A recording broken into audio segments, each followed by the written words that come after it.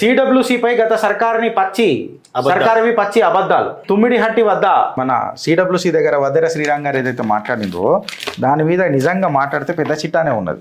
ఏమున్నదని అంటే ఇప్పుడు ఈ ఆర్డర్లు ఎవరైతే ఇస్తారో సెంట్రల్ గవర్నమెంట్ కూడా etcetera friends, CWC central water commission 75% dependability ఉన్న ఇట్లాంటి దానికి క్రైటీరియా ఉన్న దానికే ఈ ఆర్డర్లు కూడా జారీ చేస్తారు. తుమ్మిడిహట్టు దగ్గర 165 TMC ఆఫ్ ది వాటర్ ఉన్నది అని చెప్పి కూడా మాట్లాడినరు. 1975, 83, 84, 2003, 2004, 2010లో కూడా ఇట్లాంటి 75% డిపెండబిలిటీ ఉన్న ప్రాజెక్ట్స్ ఏవైతే ఉన్నాయో దానికే ఆర్డర్లు జారీ చేసి కొత్తగా మన కేసీఆర్ దీన్ని డివైడ్ చేసిండు. ఇది గుర్తుపెట్టుకోరు మీరు. 26 ఫిబ్రవరి 2015కి ఒక లెటర్లో కూడా పేర్కొన్నారు ఇది సిడబ్ల్యూసి.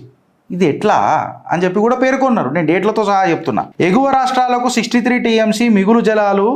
హవెవర్ ఇది స్పెక్యులేటివ్, ఇది ఫ్యూచర్లో ఎట్లుంటుంది అని అనేది మనం ఇప్పుడే నిర్ధారించలేము అని చెప్పి చెప్పిండ్రు. సిడబ్ల్యూసి ఎట్లా రెస్పాన్సిబిలిటీ తీసుకుంటుందన్న శ్రీరామ్ గారు మాట్లాడింది అబ్సల్యూట్లీ కరెక్ట్. సిడబ్ల్యూసి ఎట్లా రెస్పాన్సిబిలిటీ తీసుకుంటుంది? ఇప్పుడు అండర్టేకింగ్ సర్టిఫికేట్ ఏమన్నా ఇచ్చిందా? ఒక మాట అడుగుతున్నా. ఈ డిజైన్ చేంజెస్కి ఏమన్నా అండర్టేకింగ్ సర్టిఫికేట్ ఇచ్చిందా? ఇయ్యలే. డిజైన్ ఆథరైజేషన్ ఇచ్చిందా? ఇవేమి ఇయ్యంది కేసీఆర్ ఎట్లా వాళ్ళు చెప్పిర్రు మేము చేసినాము అని చెప్పి ఎట్లా చెప్తున్నది?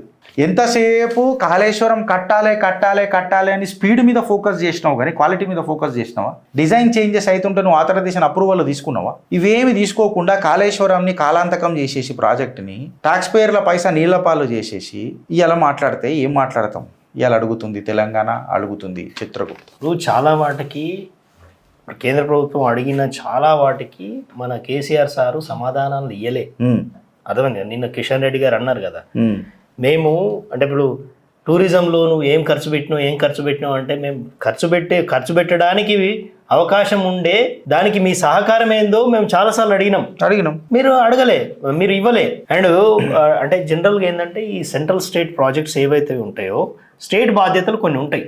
ఓకేనా, సపోజ్ ఇప్పుడు ల్యాండ్ పూలింగ్ ఇవ్వాలా, దీని డిజైన్స్ అంటే మారుస్తున్నా కూడా స్టేట్ కి అవకాశం ఉంటుంది. బడ్జెట్ పెట్టాలా, స్టేట్ కి అవకాశం ఉంటుంది. స్టేట్ కట్టిన తర్వాత స్టేట్ కు ఉన్నటువంటి అధికారాలు ఇవన్నీ కూడా దుర్వినియోగం చేసుకున్నాడు మన సార్ బాపు. ఆ దుర్వినియోగం అయినాయని ఇప్పుడు తెలుస్తుంది. జోగులాంబ గద్వాలకి కూడా కల్చరల్ టూరిజం కింద కిషన్ రెడ్డి గారు లేఖలు రాసిండ్రు. ఇది ఏంది ఫలానా 310 రిమైండర్లు కూడా రాసిండు.